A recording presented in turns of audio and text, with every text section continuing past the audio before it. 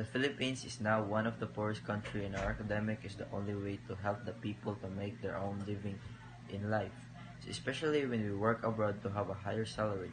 We all have our own thoughts, but academic freeze can save many lives, especially during this pandemic. Some students are having a difficult time to learn because of the new normal, which is very difficult for the students who are slow learners and weak-willed. And some parents are having a hard time to give their children their needs in school, and the Philippines are also one of the countries to have the slowest internet. I already have my stand in this matter. However, my thoughts on this are actually stuck in between since I am someone who doesn't want any delay in my education no matter what the reason is for certain reasons. Thus, I want the school year to continue, but then, thinking of the unprivileged students and who don't have any means for pursuing their education right now, and that's why I tend to support academic freeze. It also puts additional burden for the parents since modular learning implore their help in supervising their children's work.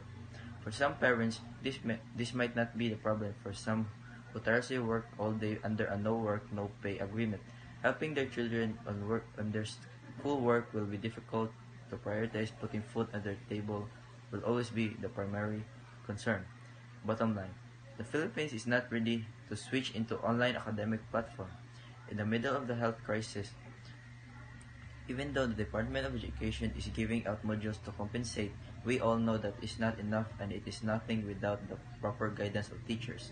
Students will be lost. We know for a fact that students are not learning, they are just passing.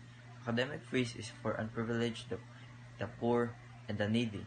They are saying that we all are struggling. We all are in the same ocean, but we all are not on the same boat. Some are on a yacht and some are on a canoe. Thank you.